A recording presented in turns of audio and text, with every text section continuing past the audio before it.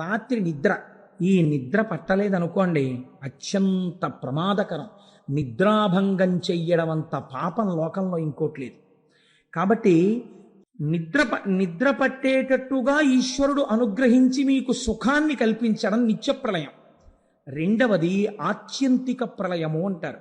బాగా సాధన చేసి భక్తితో భగవంతుణ్ణి చేరుకోవడానికి అడ్డంగా ఉన్న ప్రతిబంధకములను గుర్తించి వాటిని తొలగతోసుకొని భక్తితో కూడిన కర్మానుష్ఠానము చేత ఈశ్వరానుగ్రహముగా జ్ఞానమును పొంది అద్వైత సిద్ధి చేత మోక్షానందమును పొందేటట్టుగా యోగ్యతని సంతరించుకున్నవాడు ఈశ్వర కటాక్షము చేత మోక్షము పొందడమే ఆత్యంతిక ప్రళయము. ఇది కూడా ఈశ్వరానుగ్రహంగా మోక్షం పొందుతారు ఒక రమణ మహర్షి వంటి మహాభావులు. మనకి ప్రళయములు 3 ప్రళయములు ఉన్నాయి. నిత్య ప్రళయము ఒకటి. నిత్య ప్రళయం అంటే ప్రతిరోజు వస్తుంది ఆ ప్రళయం. ఏమిటా ప్రళయం అంటే అది కూడా అనుగ్రహమే. సుఖము దుఃఖము అనుభవించడానికి ఈ లోకంలోకి వచ్చాం కాబట్టి ఏదో ఇంత పుణ్యం ఉందిగా మాకు, నువ్వు తలుచుకుంటే ఈ ఇంత పుణ్యాన్ని, అబ్బో ఎంత పుణ్యమో ఎంత పుణ్యమో ఎంత పుణ్యమో ఎంత పుణ్యం చేశాడో అని మమ్మల్ని పైకెత్తి మా జబ్బ చరిచేటంతటి వాణ్ణి చేసి నన్ను నీ భక్తుణ్ణి చేసుకుంటే ఎవరైనా అడ్డొచ్చారా? అలా చేసుకో, నన్ను నీ త్రోవలో పెట్టుకో. దీన్ని మార్చాడండి దూర్జటి. శ్రీశైలేషు భజింతునో యభవు కాంచీనాథు సేవింతునో కాశీవల్లభు కొల్వబోతునో మహాకాళేషు పూజింతునో నా శీలంబణువైన మెరువణుచున్ రక్షింపవే నీ కృపా శ్రీ శృంగార విలాసహాసములచే శ్రీకాళహస్తీశ్వర అన్నాడు. ఇందులో ఉన్న యాత ఇష శివతమా శివం బభూవతే ధను శివాశరవ్యాయాతవతయానో రుద్రమృడయా. ఈ మంత్రాన్నే తీసుకున్నాడు ఆయన. కాబట్టి ఈశ్వర మమ్మల్ని అలా కృప చెయ్యండి. ఇప్పుడు ఈ ధనస్సుకి ఆ ధనస్సుకి మార్పు ఉందా లేదా? అది ఘోర రూపం, ఇది అఘోర రూపం. అంటే ఇప్పుడు ఆయన ప్రసన్నుడు, ఎంతో సంతోషంగా ఉన్నాడు. మొదటిది ఘోర రూపం. ఘోర రూపం వదిలేయి, శాంత రూపాన్ని స్వీకరించు. మా పట్ల ప్రసన్నుడివి కావు తండ్రి అని అడుగుతాం. అసలు పినాకము అన్న శబ్దాన్ని మీ జీవితానికి అన్వయం చేసుకోవడానికి రుద్రం ప్రారంభం ఇలాగే మాట్లాడి. ఇది అసలు ధనస్సు. ఈ ధనస్సుని మీరు అన్వయం చేసుకోవాలి జీవితంలోకి. నేను ఏది చేస్తే ఘోర రూపంతో ఈశ్వరుణ్ణి చూడవలసి వస్తుంది. అలా చూడడం ఎందుకు? నాన్నగారండి నిజమే తప్పైపోయింది నాన్నగారండి, అంత కోపంగా చూడకండి నాన్నగారండి, ఆ ధనస్సు పక్కన పెట్టేయండి, మళ్ళీ మీరు నన్ను పూర్వం చూసినట్టుగా ప్రసన్నంగా నన్ను చూడండి నాన్నగారండి అని చెప్పుకోవలసిన రోజు నీ జీవితంలో ఎందుకు రావాలి? అసలు ఎప్పుడూ నీ తండ్రి నిన్ను ఎలా చూశాడో అలా చూసేటట్టు నువ్వు ఎందుకు ఉండలేవు? ఇది నీకు అర్థమైతే నీ తండ్రిని ఎప్పుడూ శాంత రూపంతో చూడాలని నువ్వు అనుకుంటే ప్రతిరోజు రుద్రపారాయణం నువ్వు చేస్తే ఆయన చేతిలో అలా చూడవలసిన అవసరం నీకు కలగకూడదు. నువ్వు శాంతముగా ఉన్నటువంటి శివదర్శనాన్ని కోరుకున్నవాడవై ఉండాలి. ఇప్పుడు చూడండి ఆయన ఏం చేస్తున్నాడు ఈ 2 ధనస్సులు పట్టుకుని. మీరు చాలా జాగ్రత్తగా ఆలోచించండి. శివతత్వం చాలా గంభీరంగా ఉంటుంది. ఒక దుఃఖాన్ని ఇచ్చాడు. పరమభక్తుడు అనుకోండి, ఆయన దుఃఖం రాలేదనుకోండి, అప్పుడు శివుడు కటాక్షించినట్లు అని మీరు అనుకుంటున్నారా? అలా ఏం ఉండదు. కటాక్షం అంటే ఎలా ఉంటుందో తెలుసా అండి? చేయవలసినటువంటి హాని చేస్తాడు, కానీ దాని వలన మీరు కంటికి మంటికి ఏకధారగా ఏడవలసిన అవసరం లేకుండా చేస్తాడు. ఇది గమ్మత్తుగా ఉంటుంది. ఎలా ఉంటుందంటే, ఒక పిల్లవాడు ఆడుకుంటూ పడిపోయాడు. వాడి కాలుకు 6 ఫ్రాక్చర్లు అయ్యాయి. చూసిన డాక్టర్ గారు అన్నారు, అసలు వీడి తల పగిలిపోవాలి ఇలా పడిపోతాయి అన్నారు. తల పగలకుండా కాలు విరగ్గొట్టు వదిలిపెట్టాడు. ఇప్పుడు అందులో ఏముంది? తండ్రి ఏడ్చాడా లేదా? అయ్యో వీడి కాలు విరిగిపోయింది కొడుక్కను 3 నెలలు ఏడిచాడు వాడు కట్టేసుకు పడుకుంటే. కానీ తలే పగిలిపోయి ఉంటే జీవితాంతం ఏడవాలి. అలా ఏడవలసిన అవసరం లేకుండా 3 నెలలు ఏడ్చేట్టుగా తీశాడు. ఎందుకు తీశాడు? రోజు ఇలా చెప్పుకున్నాడు కాబట్టి. శివాశరవ్యాయాతవతయానో రుద్రమృడయా అని చెప్పాడు. ఈశ్వర నేను తప్పకుండా తప్పు చేసి ఉంటాను, అందుకే ఈ ఉపాధిలో ఉన్నాను, కానీ ఘోరమైన శిక్ష నాకు వెయ్యకు, శిక్ష అనుభవిస్తాను. కానీ ఆ శిక్ష ఎలా ఉండాలంటే నీ పాదార విందముల యందు స్మృతిని పోగొట్టేటటువంటిది కాకూడదు. అటువంటి శిక్ష నాకు వెయ్యి అని అడిగాడు. ఇప్పుడు వాడు తట్టుకోగలిగినంత శిక్షని వేస్తాడు. అలా వేస్తే అంత శిక్ష ఎందుకు వేయలేదు అని మీరు నేను అడగగలమా? ఆయన స్వతంత్రుడు, మహేశ్వరుడు. కాబట్టి ఇప్పుడు ఏమైంది? దీని వలన మీ పాపం పోయిందా లేదా? ఇప్పుడు మీరు కేవలము ఘోర రూపంతో ఈశ్వరుడు శిక్ష వేసిన తామసికుడు అని మీరు చెప్పకూడదు. ఎందుకు చెప్పకూడదు అంటే, ఈశ్వరుడు అలా మీకు శిక్ష వేసేయడం వల్ల మీ పాపం పోయింది. చెయ్యరానంత ఘోరమైన నేరాలు చేశాడండి. అన్ని నేరాలు చేసినా రాష్ట్రపతి క్షమాభిక్ష పెట్టారు. ఇప్పుడు ఆయన మామూలుగా అందరితో పాటు జీవనం చేసుకుంటూ బయట తిరుగుతున్నాడా? తిరగట్లేదా? తిరుగుతున్నాడు. కోర్టు ఆయనకి మరణశిక్ష వేసింది, రాష్ట్రపతి క్షమాభిక్ష పెట్టాడు. ఆయన శిక్ష అనుభవించేసినట్టేనా కాదా చేసిన నేరానికి? ఇంకా మళ్ళీ ఎప్పుడైనా పట్టుకెళ్ళిపోతారేమో అన్న భయం ఉంటుందా? ఉండదు. రాష్ట్రపతి ఉదారుడై పెట్టిన క్షమాభిక్ష చేత విడుదలైనటువంటి ఖైదీ ఎంత పాపం చేసినా కొట్టుకుపోయినట్టు, ఎంత పాపం చేసిన వాడైనా ఈశ్వరుడి పాదములు పట్టుకున్నవాడైతే ఆయన పాదముల యందు విస్మృతి కలగవలసిన అవసరము లేని రీతిలో తప్పించి వాడు భరించగలిగినంత దుఃఖాన్ని మాత్రమే ఇచ్చి తప్పిస్తాడు. కాబట్టి మీకిప్పుడు శిక్ష వెయ్యడంలో కూడా ఆయన ఒక తండ్రి బిడ్డన్ని చూసుకున్నట్టు చూసి కొడతాడు.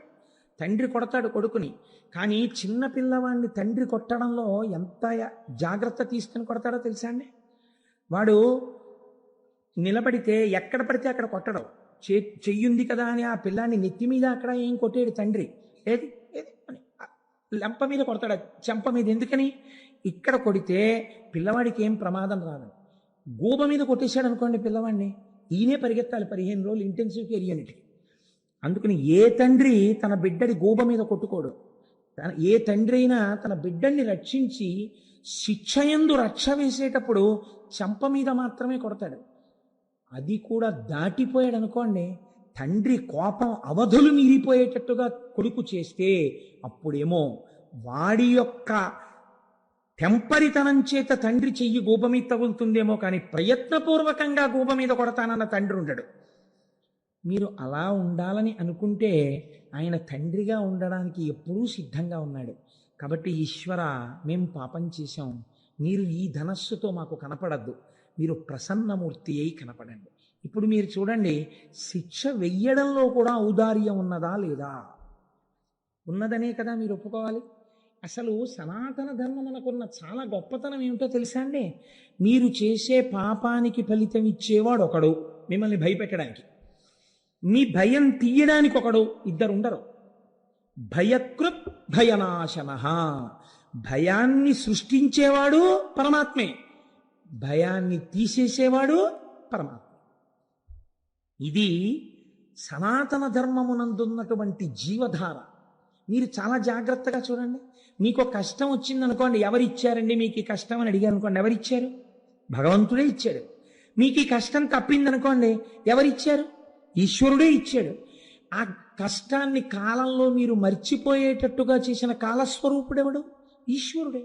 గురుస్వరూపి అయి మళ్ళీ వచ్చి మీ మనస్సుకి వచ్చిన గాయాన్ని మాన్పించి మిమ్మల్ని యథామార్గమునందు మళ్ళీ తిప్పినవాడెవరు? ఈశ్వరుడే. కాబట్టి ఈశ్వరుడు యొక్క కారుణ్యమునకు అంతులేదు. కాబట్టి ఇప్పుడు శాస్త్రం అంది, ఆయన పట్టుకున్న ధనస్సు శిక్ష వేస్తోందా రక్ష చేస్తోందా? శిక్ష అన్న మాటే లేదు, రక్షణే ఉన్నది. నీ పాప ఫలితాన్ని అంత తేలికగా తీస్తున్నాడు ఆయన. లేకపోతే ఈ పాపం అంతా ఉండిపోతే నువ్వు ఎంత ప్రమాదకరమైన స్థితికి వెళ్ళాలి.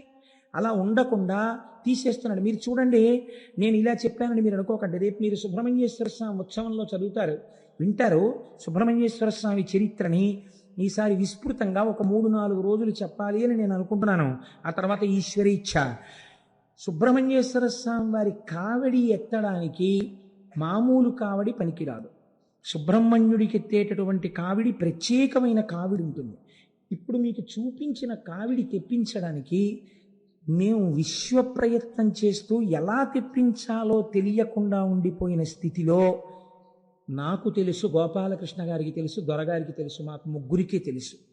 సుబ్రహ్మణ్యేశ్వరుడే ఒక రూపంలో వచ్చి ఆ సమస్యని పరిష్కరించి ఇవాళ మీకు అందరికీ ఆ కావిడి ఎందుకు చూపించామో తెలుసా అండి? అందుకే చూపించమని చెప్పాను నేను. ఆ కావిడి పట్టుకోవాలి. సుబ్రహ్మణ్యుడు వరం ఇచ్చాడు. ఎవరు ఆ కావిడిని ఇలా పట్టుకుని దానికి పాలకుండ పెట్టి పట్టుకుని వస్తారో వాళ్ళకి ఆచంద్ర తారార్కము వంశమాగకుండా నేను చూస్తానని వరం ఇచ్చాడు. ఆ ఘట్టాన్ని మీకు నేను చూపిస్తాను. సుబ్రహ్మణ్యేశ్వర స్వామి చరిత్ర చెప్పినప్పుడు ఈశ్వరుడు కారుణికుడు. నాగదోషం ఉంటే, సర్పదోషం ఉంటే సంతానమునకు ప్రతిబంధకం వస్తుంది. అదే ఈశ్వరుడు ఆ ప్రతిబంధకమునకు విరుగుడు చెప్పాడు. ఇలా కావిడి పట్టుకుని రా భుజం మీద, చాలు నీకు ఆ దోషాన్ని తీసేస్తాను. ఎప్పుడు? ఇప్పుడు బిడ్డలు ఉండొచ్చు, ఏమో 6 తరాల తర్వాత ఆ బాధ నీ వంశంలో ఇహ రాదు, తీసేశాను. ఆచంద్ర తారార్కం నీ వంశం నిలబడిపోతుంది. నీ కోర్కెలు తీరడానికి ఒక్కటే ఒక్క మార్గము, ఈ కావిడి పట్టుకుని రావాలి. ఆ కావిడి పట్టుకుని రావడానికి ఈ కావిడి మేము మీకు ఇస్తే మీరు పురుషార్థం ఏం చేసినట్టు అవుతుంది? దానికోసం మీ దగ్గర 500 రూపాయలు తీసుకోవడం తప్ప ఆ 500 రూపాయలు లేకపోతే ఈ 1,00,000 రూపాయల ఖర్చునో ఎవరితోనో ఇప్పించి ఉత్సవం నిర్వహించలేక కాదు. అలా చెయ్యకూడదు, అది శాస్త్ర మర్యాద కాదు. పురుషార్థము అని మన కష్టార్జితాన్ని అక్కడ వెచ్చించాలి. అప్పుడు దాని వలన ఏమవుతుందంటే మీ చెమటని కొంత ఆదాయాన్ని మీరు ఈశ్వరుడి దగ్గర ఒడ్డారు కనుక ఆ పాపము ప్రతిహతమవుతుంది.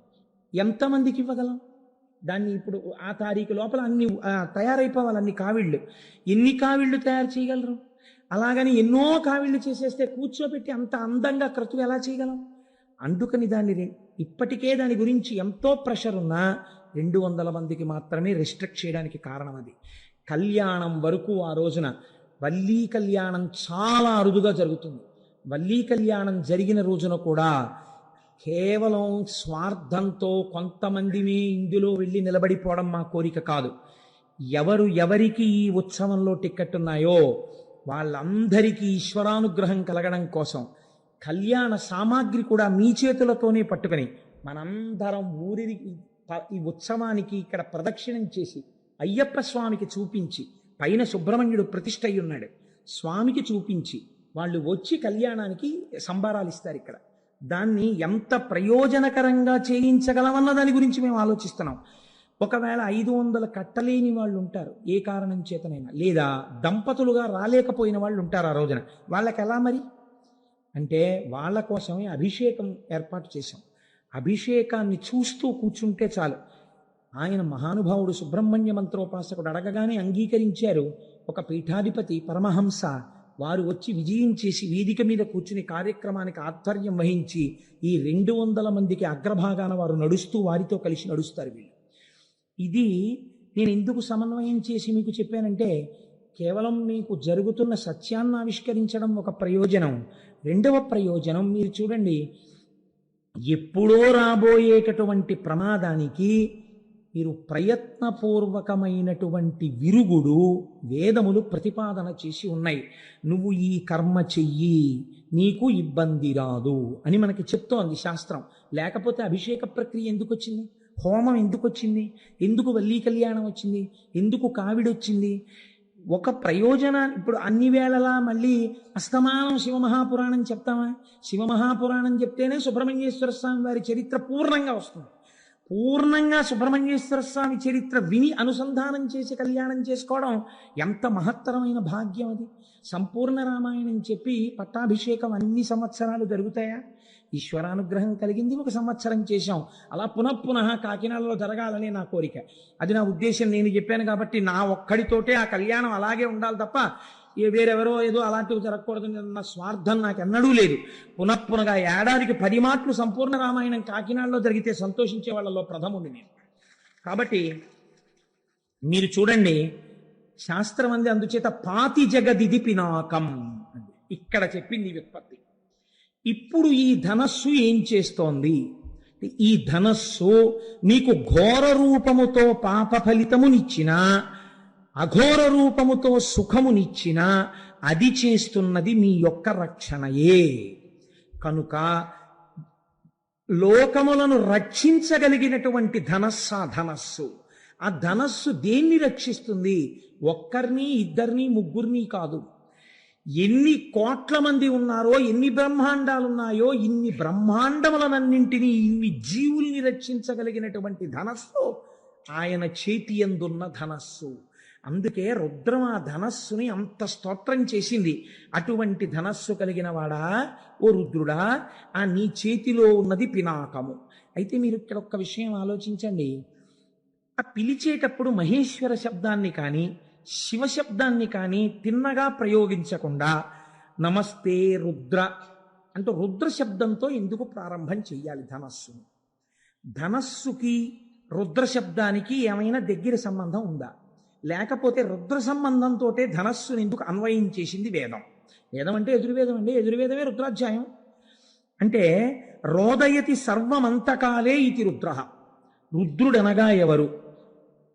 ఆఖరణ ఈ సమస్త లోకములను లయం చేసేస్తున్నప్పుడు అందరినీ ఏడిపించేవాడెవడో వాడు రుద్రుడు. ఇప్పుడు ఈ మాట మీరు కొంచెం చాలా జాగ్రత్తగా ఒడిసి పట్టుకోవాలి. ఇప్పుడు ఏమైంది? నేను చెప్పిన దానికి ఇది పూర్తి విరుద్ధమై కూర్చుంది. ఇప్పుడు ఆయన ఏం చేస్తాడు? అంత్యకాలమునందు అనగా లోకములనన్నింటినీ చిట్ట చివర ప్రళయ జలముల యందు ముంచేసేటప్పుడు అందరినీ పెద్ద పెట్టును ఏడిచేటట్టు చేస్తాడు. ఏమండి, మీరు ఇందాకడి నుంచి ఆ ధనస్సు యందు రక్షణ ఉంది రక్షణ ఉంది అన్నారే, పిలిచేటప్పుడు రుద్రశబ్దంతో పిలిచారు ఈ ధనస్సుని, రుద్రుడి చేతిలో ఉన్న ధనస్సుని పిలిచారు. రుద్రశబ్దానికి ఉన్నటువంటి వ్యాఖ్యానం ప్రళయమునందు లోకములను ఏడిపించేవాడు అని ఉంది. ఏడిపించడానికి ధనస్సు పట్టుకుంటే అది రక్షణ ఎలా అవుతుంది? ఇప్పుడు ఆ ధనస్సుకి పాతి జగదిది అన్న అన్వయం ఎలా కుదురుతుంది? నేను మీకు అర్థమయ్యేట్టు చెప్పగలుగుతున్నాను అనుకుంటున్నాను. కొంచెం జటిలమైన విషయం కాబట్టి మీరు చూడండి, ఆయన ఏడిపించినట్టే కనపడుతుంది. కానీ మీకు నేను ఒక్క ఉదాహరణ చెప్తే మీరు పట్టేసుకుంటారు. ఒక పిల్లవాడు వాడు తల్లిలో పడుకునేటప్పుడు వాడు నిద్రపోయాడు. నిద్రపోయిన తర్వాత తల్లి ఏం చేసిందంటే వాడి బుగ్గ మీద ముద్దు పెట్టుకుని కన్నుల నీరు పెట్టుకుని, తల్లింది, నాన్న నువ్వు ఆడుకోకూడదని కాదురా, నువ్వు రాత్రి 11 దాటినా ఆడితే నీకు పడదు, నీకు వేడి చేసేసి తెల్లవారేసరికి నీకు దగ్గు మొదలైపోతుంది. గొర్రె దగ్గు అంటారు, గొర్రె దగ్గు వచ్చేస్తుంది నాన్న, అందుకు నిన్ను పడుకోబెట్టాను రా, అంతేకాని నీ మీద నాకేమన్నా కోపమా అంటుంది. ఇప్పుడు పిల్లవాడి దృష్టిలో అమ్మ రాక్షసి, కానీ అమ్మ దృష్టిలో పిల్లవాడిని ఎందుకు కొట్టి పడుకోబెట్టింది? పిల్లవాడి రక్షణ కోసమేనా? ఏడిపించి పడుకోబెట్టడంలో అమ్మ చేతికి క్రౌర్యాన్ని మీరు అంటగట్టగలరా? మీరు ఇక్కడ అంటగట్టలేకపోతే అక్కడ అంటగట్టలేరు. అదేమిటండి మీరు అలా మాట్లాడతారు? ఇక్కడ కొడుకును పడుకోబెట్టిందండి, అక్కడ ఆయన ఏకంగా సంహారం చేస్తున్నాడు. దీనికి దానికి ఎలా కుదురుతుంది? నేను మీకు మాట చెప్తాను. మనకి ప్రళయములు 3 ప్రళయములు ఉన్నాయి. నిత్య ప్రళయము ఒకటి. నిత్య ప్రళయం అంటే ప్రతిరోజు వస్తుంది ఆ ప్రళయం. ఏమిటా ప్రళయం అంటే అది కూడా అనుగ్రహమే. రాత్రి నిద్ర, ఈ నిద్ర పట్టలేదనుకోండి అత్యంత ప్రమాదకరం.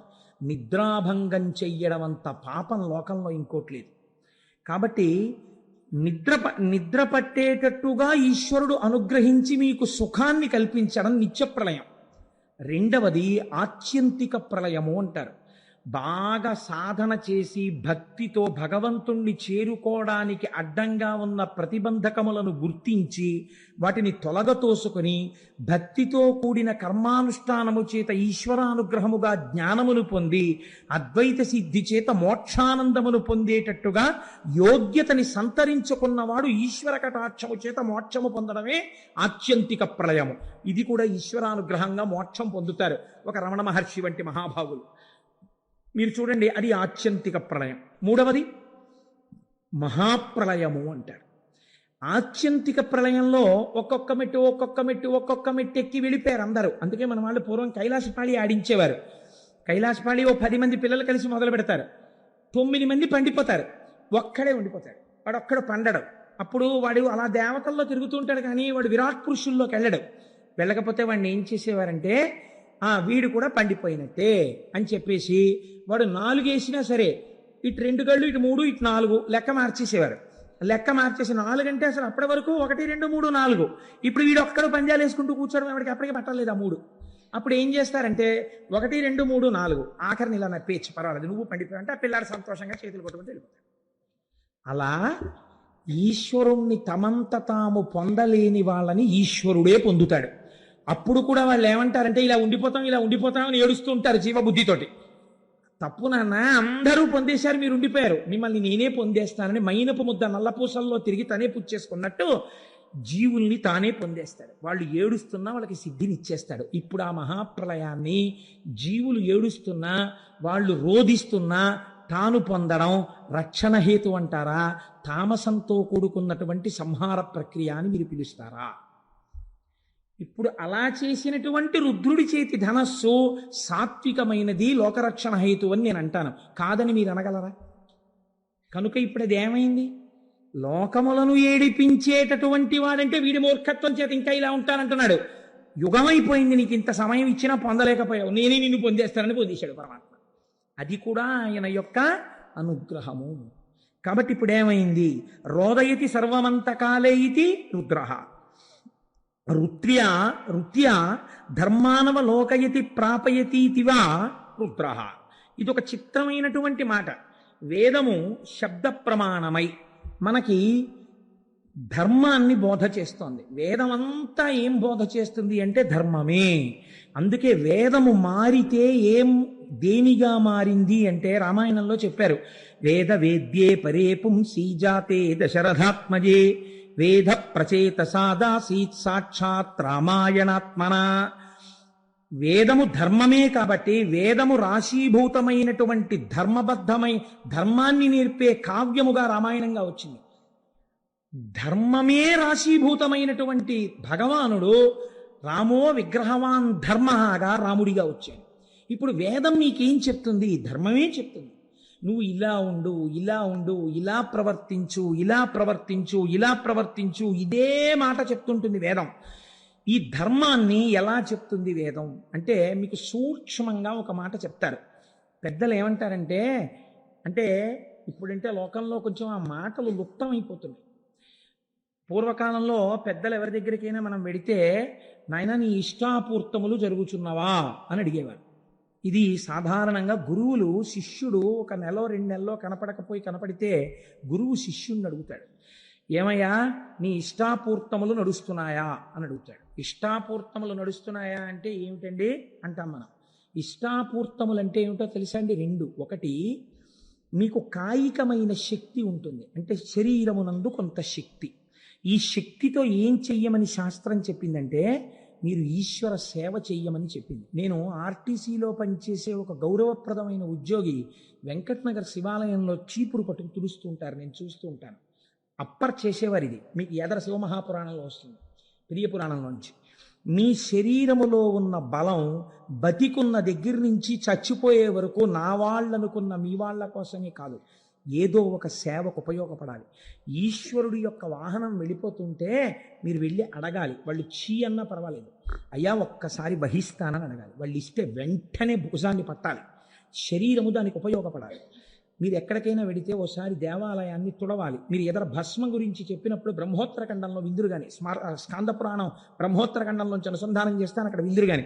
ఎందుకంటే పేరుకి శివమహాపురాణం అంటున్నాను కానీ నేను శివాష్టోత్తరం, పెరియ పురాణం, శివమహాపురాణం ఎన్నింటినో అనుసంధానం చేస్తున్నాను. మళ్ళీ ఇందులో తెలుగులో చేయబడినటువంటి సాధికారికమైనటువంటి శివమహాపురాణాన్ని కొంత సమన్వయం చేస్తున్నాను. కాబట్టి అంటే ఇదంతా నా ప్రజ్ఞాన్ని నేను చెప్పట్లేదు, అదొక ఈశ్వరానుగ్రహం అని చెప్తున్నాను. మీ వంటి పెద్దలు కూర్చోవడం వల్ల ఈశ్వరుడు నాతో పలికించుంటుంటాడు. కాబట్టి ఇష్టాపూర్తములు అంటే మీ కాయికమైన శక్తిని ఈశ్వరుడి కొరకు ఉపయోగించుట. మీరు కొంత ద్రవ్యాన్ని ఆర్జించారు. ఈ ద్రవ్యాన్ని ఆర్జించినప్పుడు ఈ ద్రవ్యంలో కొంత భాగాన్ని మీ శక్తి మేరకు ఈశ్వరార్చనలో మీరు ఉపయోగించి తీరాలి. లేకపోతే ఉత్తరగతులు ఎక్కడి నుంచి వస్తాయి? మీరు మీ సంసారం కోసం ఖర్చు పెట్టింది 0, మీకే ఫలితాన్ని ఇవ్వదు. అది మీ ధర్మం, అంతే, ఖర్చు పెట్టారు. మీరు హుండీలో వేసిన రూపాయి మీకు ఉత్తమ లోకాలని నిర్ణయం చేస్తుంది. మీరు అయ్యప్ప స్వామి గుళ్ళో ₹1 వేశారనుకోండి, ఓ నియమం పెట్టుకున్నారనుకోండి. ఒక ఉదాహరణకి చెప్తున్నాను, నేను 40 రోజులు శివమహాపురాణం వింటూ ప్రతిరోజు ₹1 హుండీలో వేస్తాను అనో నిర్ణయం పెట్టుకున్నారనుకోండి. ఈ హుండీ తెరిచి చూసి దీంట్లో రేపొద్దున్న ఇక్కడ అయ్యప్ప స్వాములు అందరూ పూజలు చేస్తారు. స్వామివారి దగ్గర బోల్డన్ని జ్యోతులు వెలిగించినప్పుడు ఒత్తులు కొన్న దాంట్లో మీ ₹1 వెళ్ళింది అనుకోండి. ఆ రూపాయితో వెలిగినటువంటి దీపం ఉత్తరోత్తర జన్మలలో ఎక్కడ మిమ్మల్ని రక్షిస్తుందో మీకు తెలియదు, ఎక్కడి నుంచి వచ్చిందో ఈ పుణ్యం. కానీ కాపాడేస్తుంది. మీ ద్రవ్యంలోంచి ప్రయత్నపూర్వకంగా మీరు ఖర్చు పెట్టాలి. ఇది స్థాయిని బట్టి ఉంటుంది. ఒక మహాత్ముడు దేవాలయ నిర్మాణం చేయగలిగినటువంటి వాడై ఉంటాడు.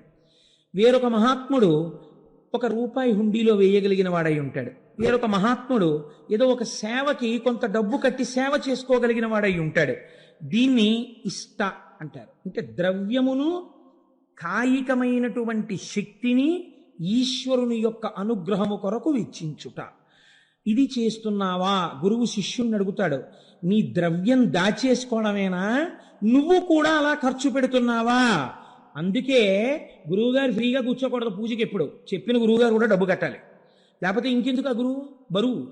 తనకి ఫ్రీయా, మిగిలిన వాళ్ళు డబ్బులు కట్టాలా? ఇంకెందుకు? తను కూర్చుంటే తను కట్టాలంతే. కాబట్టి ఇష్ట, దీన్ని ఇష్టం అంటారు. రెండవది పూర్తము. పూర్తం అంటే ఏమిటో తెలుసా అండి? మీకు అటువంటి అర్హత శరీరములో ఇయ్యబడితే ప్రయత్నపూర్వకంగా మీరు ఒక చోట కూర్చుని, అయ్యా నేను హవిస్సు వేస్తానండి అగ్నిహోత్రంలో అని అడగాలి, నేను ఒక సమిధ వేస్తానండి అని అడగాలి. నేను చూపించాను, నాతో కామకోటి పీఠానికి వచ్చిన వాళ్ళకి నేను చూపించాను, చూడండి. శివుడికి అర్చన జరుగుతుంటే సాయంకాలం జరగబోయే అర్చనకి అక్కడ ఒక బ్రహ్మచారి కూర్చుని అన్ని దళాలకి 3 ఆకులు ఉండేటట్టుగా జాగ్రత్తగా దళాల్ని కత్తిరించి ఓ పళ్ళెంలో పెడుతున్నాడు. అదొక సేవ. అలా మీరు ఒక అగ్ని కార్యం చెయ్యాలి, మీరు ఒక హోమం చెయ్యాలి. రేపు సుబ్రహ్మణ్య హోమం జరుగుతుంది. మీకు చెయ్యడం చేత కాకపోవచ్చు, మీ ద్రవ్యం వేసి మీరు ఆచార్యముఖేనా అని కూర్చోవాలి. కూర్చుంటే ఇప్పుడు ఆచార్యులు చేస్తారు, కానీ ఎవరికి ఆ ఫలితం? మీకే. అప్లికేషన్ రాసిన వాడు ఎవరైనా సంతకం పెట్టిన వాడికే చెక్ వస్తుంది. అలా ఫలితం మీకే వస్తుంది. కాబట్టి పూర్తము, ఈ 2 మీరు చేసి తీరాలి. ఇది పరమధర్మము మనుష్య జన్మకి. ఈ 2 చేయకపోతే మీ ధర్మాన్ని మీరు విస్మరించినట్టు. డబ్బు దేనికి? దాచుకోవడానికి. శక్తి దేనికి? ఇంట్లో వాడుకోవడానికి.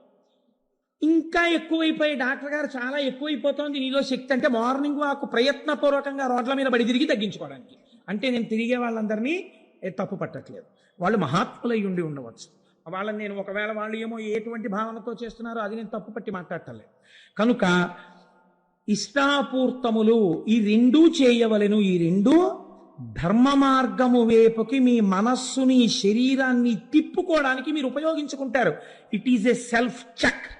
మీకు మీరు, నా దగ్గర ఇంతుంది, ఒకవేళ గభాలన డాక్టర్ గారి దగ్గరికి వెళ్ళి ఒక ₹1000 ఖర్చు పెట్టవలసి వస్తే నేను పెడతానా పెట్టనా? పెట్టగలను. ఏం భగవంతుడి పేరు చెప్పేటప్పటికి ఎందుకు వెనకంజ వేస్తున్నానో, కాబట్టి నేను పెడతాను. మీకు మీరే న్యాయమూర్తి. ఇది శాస్త్రం అంది ఇష్టాపూర్తములు. అలాగే మాట్లాడింది గురువు. అంతకన్నా మాట్లాడు. ఇష్టాపూర్తములను చేస్తున్నావా అని అడుగుతారు. ఈ 2 చెయ్యడం వల్ల మీరు సోపానములను ఎక్కుతారు. దీన్నేనండి సంగీతంలో నాదోపాసన అని పిలిచారు. దీన్ని రాగాల ఆరోహణ అవరోహణైనది అంటారు. దేనివల్ల కింద పడ్డావో దాంతోనే పట్టుకుని పైకెక్కాలి. ఆ సరిగమ పదనిసలతోటే పైకెక్కుతారు, కిందకి దిగుతారు. నాదోపాసన చేస్తారు. వాళ్ళు నాదోపాసన చేసి వాళ్ళు అదే సిద్ధిని పొందుతారు. కాబట్టి మనకి ఎటువైపు నుంచి వచ్చిన శాస్త్రం దాన్నే నేర్పింది, భగవంతుడి వైపుకి వెళ్ళడాన్ని నేర్పింది. కనుక చూడండి, ఇప్పుడు వైదికమైనటువంటి మార్గంలో ఈ ప్రయత్నంలో తల్లి యందు పెద్ద బాధ్యత పెట్టింది శాస్త్రం. ఈ ధర్మం అన్నది అసలు ఎక్కడ ప్రారంభం అవ్వాలి అని అడిగింది. అడిగితే తల్లి దగ్గరే ప్రారంభము. ఎందుకో తెలుసా అండి? నేను ఈ మాట ఎందుకు చెప్తున్నానో మీరు ఈ శ్లోకాన్ని అవధరించండి, మీకే అర్థమవుతుంది. శైశవేభ్యస్త విద్యానాం, చిన్నతనంలో శైశవంలో భగవంతుడన్నవాడొకడున్నాడన్న పూనిక పిల్లల యందు ఏర్పడేటట్టుగా విద్యాభ్యాసము జరిగి తీరవలెను. ఇది స్కూల్లో చెప్పరు ఇవాళ. వాళ్ళకి సిలబస్సు, పెద్ద బ్యాగు, ఓ పెద్ద ఏదో వాళ్ళ స్కూల్కి వీడు అడ్వర్టైజ్మెంట్కి పనికొచ్చే వస్తువుల ఓ బ్యాడ్జీ పెట్టుకు తిరగాలి. ఎన్ని దిక్కుమాల అలంకారాలు చేసుకోవాలో స్కూల్కి వెళ్ళాలంటే. ఇవి వాళ్ళు నేర్పేది. మీరేం నేర్పాలి? మీరు పునరావృత్తి రహిత శాశ్వత శివ సాయుధ్య స్థితికి కావలసిన విద్య ఇంట్లో నేర్పాలి. అమ్మ చెప్పిన మాట బిడ్డడికి నాటుకున్నట్టు ఎవరు చెప్పినది నాటదు. మీరు జ్ఞాపకం పెట్టుకోండి. ఉపమన్యు ఆఖ్యానం ఇదే, ఎదర శివ మహాపురాణంలో వస్తుంది. అమ్మ ఒక మాట చెప్పింది అనుకోండి, వాడు బయటికి వెళ్ళి అంటాడు మా అమ్మ చెప్పింది ఇది నిజం అంటాడు. అమ్మ నేర్పాలి, నాన్న ఈయన శంకరుడు, ఈయన నారాయణుడు, ఈవిడ లక్ష్మి. ఇది కనకధారా స్తోత్రం. ఏది చెప్పు? ఆపదామపహర్తారం దాతారం సర్వసంపదాం. చిన్నతనంలో 4 శ్లోకాలు నేర్పాలి. భగవద్భక్తి అలవాటు చెయ్యాలి. వాడికో పంచె కట్టుకోవడం నేర్పాలి. వాడికి దేవుడి దగ్గరికి వెళ్ళి నమస్కారం పెట్టడం నేర్పాలి. చిన్నతనంలో పూర్వం నాయనమ్మలు అమ్మమ్మలు పిల్లల్ని దగ్గర కూర్చోబెట్టుకుని జోదు పెట్టని గోవింద అని ఇలా పెట్టడం నేర్పేవారు. ఎవరైనా ఇంటికి వస్తే చూడండి మా మనవాడు ఎంత బాగా జోదు పెడతాడో అని చెప్పి గోవిందా గోవింద అంటే వాడు ఇలా అంటుండేవాడు. ఇలా వాడికి తెలియకుండా అన్నది వాడి యొక్క బుద్ధి మార్చి వాడిని సక్రమ మార్గంలో తిప్పేది. మనం ఇవాళ టీవీ సీరియల్ వాడికి కూర్చోబెడతాం. ఏమిటి వస్తుంది వాడికి? బుద్ధి రమ్మంటే. కాబట్టి ధర్మమునకు ప్రాతిపదిక ఎక్కడ పడుతోంది? శైశవేభ్యస్తు విద్యానాం యవ్వనే విషయైషినాం. నువ్వు ఎంత జాగ్రత్త పరుడవైనా ఇంద్రియములు బలిష్టములు. కాబట్టి బలిష్టమైన ఇంద్రియములు కోరుకునేటటువంటి సుఖములేవి ఉన్నాయో వాటిని పరమ ధర్మబద్ధంగా అనుభవింపచేసి ఆ సుఖములు కాదన్న వైరాగ్య బుద్ధిని సంతరించుకోవడానికి ధర్మపత్నిని స్వీకరించి కామమును ధర్మబద్ధమైన కామము చేత ధర్మబద్ధమైన అర్థముగా సంతానమును పొందు. కాబట్టి విషయ సుఖములను కూడా ఈశ్వరుడి వైపుకి తిప్పింది శాస్త్రం. కాబట్టి ఇప్పుడు ఏం చెయ్యాలి? యవ్వనే విషయేషినాం. యవ్వనమునందు విషయముల చేత విషయములనబడేటటువంటి విషము కలిగిన పాముల చేత కాటువేయబడకుండా ఆ సుఖములను ధర్మపత్ని యందు పొంది అర్థమును పొందు. వార్ధకే మునివృత్తీనాం. నువ్వు వృద్ధాప్యంలోకి వచ్చేశాక కూడా తాళాల గుత్తి కోసం వెంపర్లాడవద్దు. ఇంటికి ఎవరొచ్చారు, ఎవరెళ్ళారు, ఎక్కడ తిరుగుదాం, ఏం చేద్దాం, ఎక్కడికి పరిగెడదాం, ఈ బుద్ధి మాను. వార్ధక్యం వచ్చాక నీకున్నది ఒక్క ధర్మం. మునివృత్తీనాం. మననం చెయ్యి, సంతతము మననం చెయ్యి. నిన్ను రమ్మంటారు, నేను రానని చెప్పు. నేను రాను. అయిపోతోంది టైం. పక్క జ్యోతి ఆరిపోవడానికి సిద్ధమైపోతోంది సమయం. దీపం ఉండగా ఇల్లు చక్కబెట్టావు. లేచిన దగ్గర నుంచి పూజా మందిరం మీద ఎగబడకో. ఈ కొడుకున్నాడు, కోడలున్నారు చేయడానికి, వాళ్ళకి అలవాటు చెయ్యి. నువ్వేం చేస్తావు? కూర్చో. ధ్యానమునందు కూర్చుని బాగా మననం చెయ్యి. నువ్వు ఇతపూర్వం ఏం విన్నావో, ఏం చదివావో, ఏం చూశావో అవి మననం చేస్తూ ఉండు. ఏ సంకల్పము ఊపిరి మీద ఆధారపడింది, ఏ ఊపిరి తర్వాత నీ ఆయుర్దాయం ఆగిపోతుందో ఎవరికి తెలియదు. వృద్ధాప్యంలోకి వచ్చేసావు, 3వ నెంబర్ ప్రమాద పతాకం పడిపోయింది, స్థానిక భద్రతా సూచనగా. ఇంకా ఎందుకు తిరుగుతావు? ఇక తిరగకు. మహానుభావులు ఉన్నారండి లోకంలో. శ్రీభాష్యం అప్పలాచార్య స్వామి వారికి నడుము విరిగిపోతే వారిని చూడ్డానికి వెడితే మిగిలిన వాళ్ళు కళ్ళనీళ్లు పెట్టుకున్నారు. స్వామి చక్కగా రామాయణం చెప్పేవారు, ఏమిటండి ఇలా నడుము విరిగిపోయింది అంటే ఆయన అన్నారు, తిరిగి చెప్పవలసిన అవసరం పూర్తయింది లేరా? ఏం మంచం మీద కూర్చుని రామాయణం తలుచుకో పొంగిపోలేవా? నీ దగ్గరికి వచ్చిన వాళ్ళకి చెప్పుకోలేవా అని ఒక చోట కూర్చుని అనుభవించమని స్వామి నన్ను ఇలా కటాక్షించాడు అన్నాడు. ఆయన మర్యాద పురుషోత్తముడు. రామాయణం చదువుకుని రామోపాసన చేసిన మహాపురుషుడు ఆయన. కనుక వార్ధకే మునివృత్తీనాం యోగానంతే తను త్యజాం. చిట్ట చివర నీ మనస్సుని యోగము చేత అనేన యుజ్యతే ఇది యోగ. అన్నిటికీ సాక్షిగా ఉంటూ కొడుకొచ్చేదో చెప్తాడు, ఆహా అలాగేనా నవ్వు. కోడలొచ్చేదో చెప్తుంది, ఓ నవ్వు. తామరాకు మీద నీటి బొట్టు.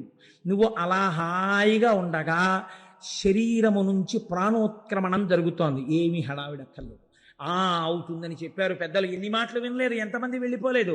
నా అదృష్టం. నేను ఇప్పుడు చూడబోతున్నాను. ఎవరిని చూడబోతున్నాను? మహాపురుషులైన వారందరూ శరీరాలు విడిచిపెట్టిన చోటు ఎక్కడుందో అక్కడికి వెళ్ళి నేను వారి దర్శనానికి వెళ్ళిపోతున్నాను. నేను ఏ పరమాత్మ పాదాలు పట్టుకున్నానో వాడిలోకి వెళ్ళిపోతున్నాను. కాబట్టి పడిపోతున్న శరీరాన్ని సాక్షిగా చూస్తూ నువ్వు ఆరాధించిన వాడిలో కలిసిపో. కాబట్టి ఏమైంది? యోగేనాంతే తను త్యజాం. శరీరమును వదిలిపెట్టు. ఎంత పెద్ద మాట అన్నారో చూడండి. చచ్చిపోతున్నానని ఏడవకు. ఓ ఉత్తరీయాన్ని తీసి రాత్రి ఇంటికి వెళ్ళిపోయిన తర్వాత అలా దండెం మీద బారేసినట్టు, ఫలహారమో రాత్రి భోజనమో అయిపోయిన తరువాత నీ మీద వేసుకున్న ఉత్తరీయాన్ని వదిలిపెట్టేసి పడుకోవడానికి ఓ తేలిక బట్టను ఎలా కట్టుకుంటావో అలా మళ్ళీ పొద్దున్న లేచి స్నానం చేసే ముందు ఆ తేలిక వస్త్రాన్ని వదిలేసినట్టు అయిపోయింది ఈశ్వర, దీనితో ప్రయోజనాన్ని సిద్ధింపచేశావు, నన్ను అనుగ్రహించావు అని ఈశ్వరుడిలోకి చేరుతూ దీన్ని వదులు, దీనికి ధర్మం పట్టుకో. ధర్మం తప్ప వేరొక మార్గం లేదు. ఇదే శాబ్దిక ప్రమాణమైన వేదము. ఈ వేదమును ఎవరు ఇచ్చాడో వాడు రుద్రుడు. ఆ రుద్రుడు ఏమి చేస్తూ ఉంటాడు మన చేత అంటే, ఈ శాబ్దిక ప్రమాణమైనటువంటి వేదము చేత ప్రతిపాదింపబడినటువంటి ధర్మము మనకి బాగా అర్థమయ్యేటట్టుగా ఆ శివుడే ఒక గురు రూపంలో వచ్చి చెప్పి మన మనస్సులను మార్చి పరమాత్మ వైపుకి అడుగులు వేసేటట్టు బుద్ధిని చక్కదిద్దినాడు. కాబట్టి ఇప్పుడు ఎవడు రుద్రుడు? వాడే వీడు, వాడు రుద్రుడై ఉన్నాడు. కాబట్టి ఇప్పుడు వేద ప్రమాణము వైపు నడిపించాడు. మీరు రామాయణంలో ఒక చిత్రమైన సంఘటన ఉంది. తల్లి కౌసల్యామాతకెళ్ళి రామచంద్రమూర్తి నమస్కరించారు అరణ్యవాసానికి వెళ్ళిపోతూ. అమ్మా నేను బయలుదేరుతున్నానమ్మా అన్నారు. తల్లి ఏమనాలి? నాన్న లౌకికంగా పెట్టిందనుకోండి రక్ష ఆవిడంది, లక్ష్మణుడు వచ్చి తిరగబడవాయా దశరథ మహారాజు మీద చంపేస్తానంటే నువ్వు ఒప్పుకోలేదు, ధర్మం పట్టుకున్నావు. నాకు తెలిసి రామా, ఇది ఒక తల్లి నేర్పవలసిన మాట. ఒక తల్లి కొడుకు గురించి ఈ మాట అన్ననాడు పొంగిపోయిన మాట. ఒక తల్లి ఏ లోకంలో ఉన్నా ఎప్పుడు సంతోషిస్తుందో తెలుసా అండి? ఏ తల్లి కన్న బిడ్డడవో నయ్యా, నిజంగా ఇంత గొప్పగా ప్రవర్తిస్తున్నావు, ఎంతమందిని సంతోషపెడుతున్నావయ్యా అన్ననాడు ఆ తల్లి సంతోషిస్తుంది. ఏ లోకంలో ఉన్నా మృత్యుబాధను అనుభవించి నేను వీడిని ప్రసవించినందుకు వీడు నా పేరు నిలబెట్టాడని నా కన్న కడుపు సార్థకమైందంటుంది. కౌసల్యా లోకభర్తారం సుషివేయం మనస్వినీతం మమార్థం సుఖం పృచ్ఛా శిరసా చాభివాదయా అంది సీతమ్మ తల్లి సుందరకాండలో. అందరూ తల్లులు బిడ్డల్ని కన్నారు వాళ్ళ కోసం. మా అత్త కౌసల్య అలా కన్లా, లోక కళ్యాణాన్ని తీసుకురాగలిగిన రామచంద్రమూర్తిని కంది. అటువంటి బిడ్డని కన్నా మా అత్త కడుపుకి నమస్కారం అని చెప్పండి. అందుకని తల్లికి తెలుసు రామచంద్రమూర్తి ఎంత ధర్మం పట్టుకుంటాడో. ఆవిడంది బయలుదేరుతుంటే, నాన్న సవై రాఘవ శార్దూల ధర్మస్వామభిరక్షతు, నువ్వు ఇంతకాలము ఏ ధర్మమును పట్టుకోవడం వల్ల నీ జీవితంలో వైక్లభ్యం లేకుండా కొన్ని కోట్ల మందికి సుఖములయందు కాని దుఃఖములయందు కాని ఆదర్శమూర్తి అయిన మర్యాదా పురుషోత్తముడు రామచంద్రమూర్తి అన్న కీర్తి గణించి యశస్వి అయి ఇంతమందికి పాఠం నీ నడువడి చేత నేర్పావో, ఆ ధర్మము నుండి నీ మనస్సు మళ్ళకుండుగాక, నీవు అనుష్ఠించిన ధర్మము నిన్ను కాపాడుగాక.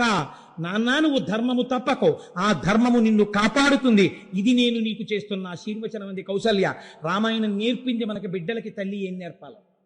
కనుక ఈ ధర్మము వైపుకి మనస్సు నడిచేటట్టు చెయ్యగలిగిన వాడెవడో, శాబ్దిక ప్రమాణమైన వేదములోనున్న ప్రమాణమును నేర్పి మన మనస్సులను మార్చిన వాడెవడో వాడు రుద్రుడు.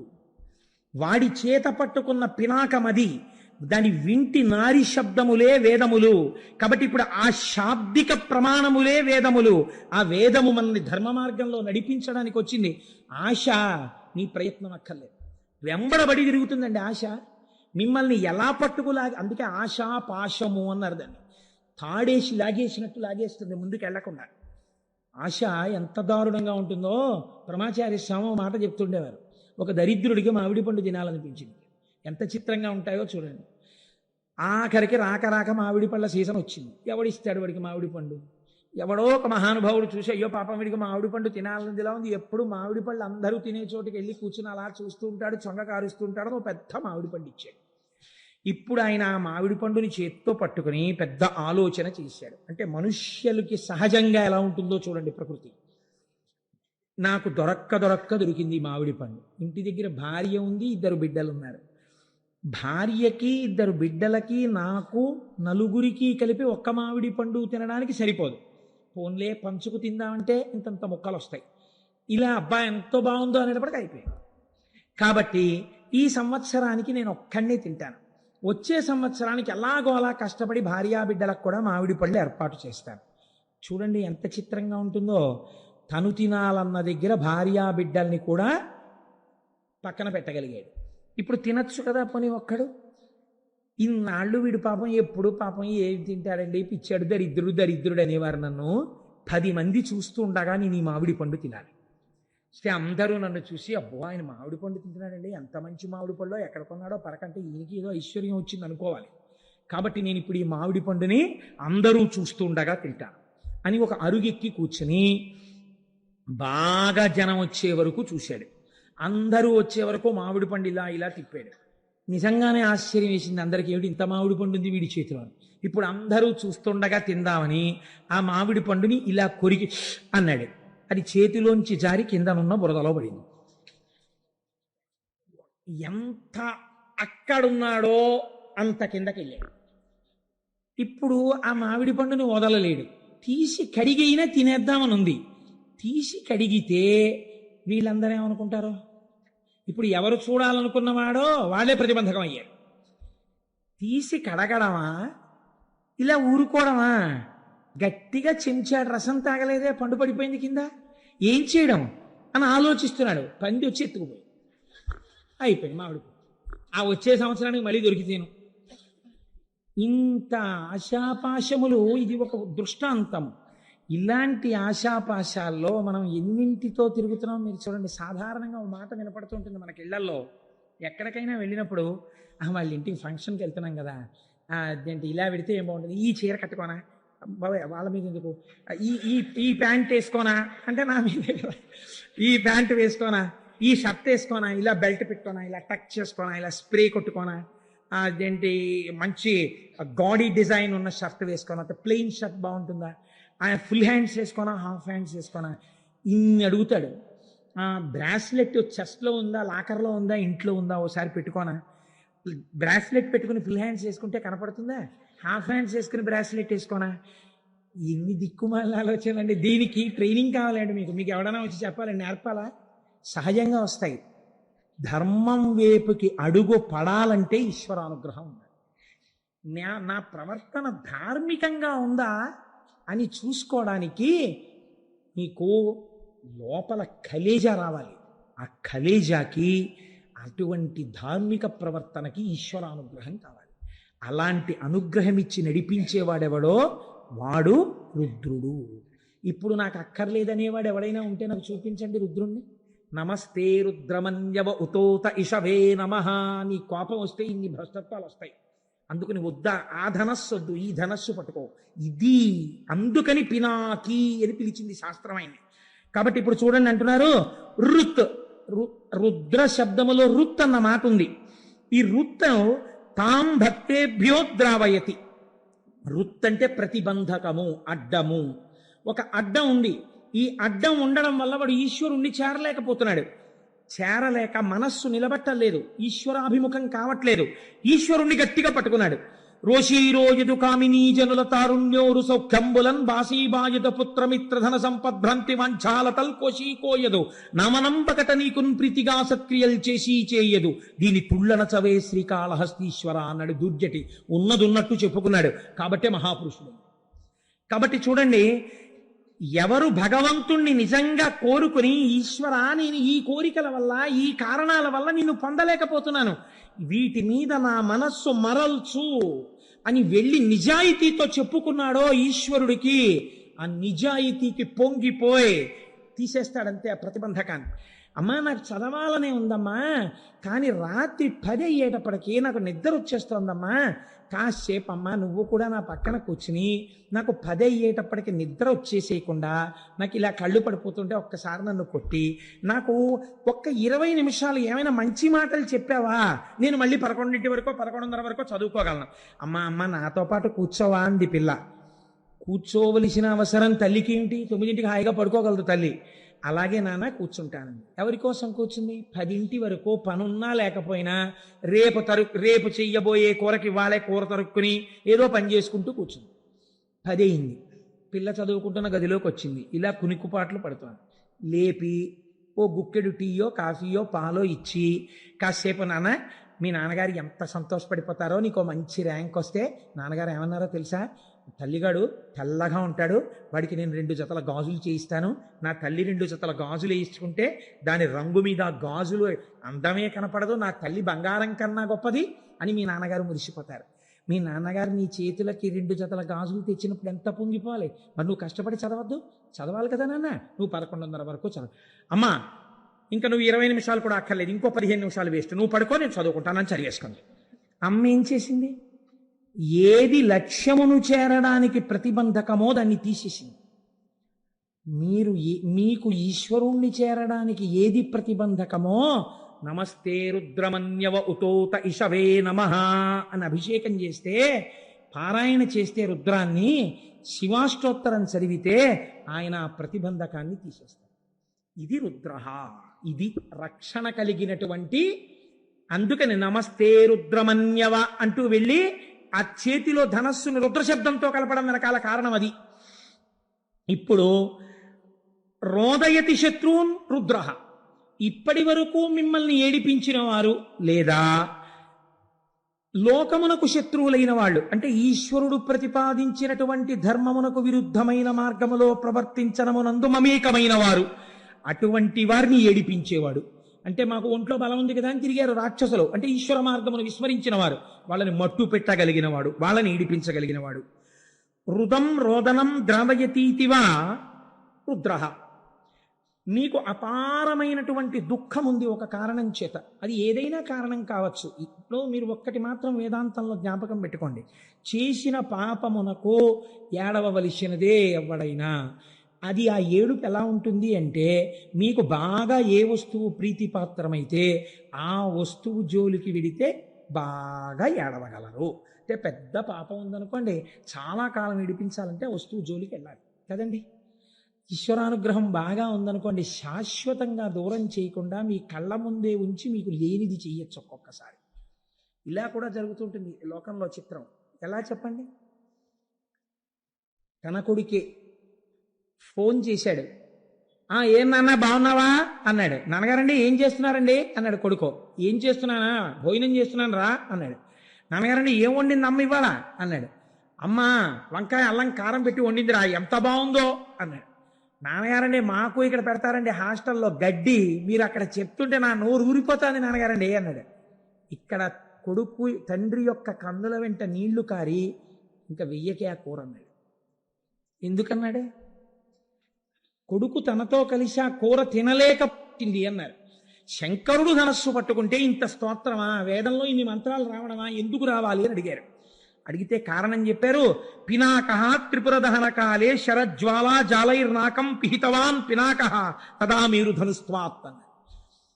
లోకమునందు ఎక్కడా లేని రీతిలో బంగారు పర్వతమైనటువంటి మేరు పర్వతాన్ని తన చేతిలో ధనస్సుగా పట్టుకుని నిలబడిన నాడు, అటువంటి ధనస్సు యొక్క కాంతుల చేత సమస్త లోకములు కప్పబడిపోయి రాత్రనక పగలనక బంగారు కాంతి యందు అన్ని లోకములు ఎప్పుడు ప్రకాశించాయో, అలా ధనస్సు చేతిలో ఎవడు పట్టుకున్నాడో వాడి చేతి ధనస్సే చిత్రం. అలా ఎవ్వరూ పట్టుకోలేరు. అలాంటి ధనస్సు పట్టుకున్నాడు కాబట్టి నిన్ను పినాకి అని నీ చేతి ధనస్సుని స్తోత్రం చేస్తున్నావు అన్నారు. మా గురువుగారు పినాకి అన్న మాటని ఎంత అనుభవించారో తెలియదు, కానీ వారి కొడుక్కి పినాకపాణి అని పేరు పెట్టుకున్నారు.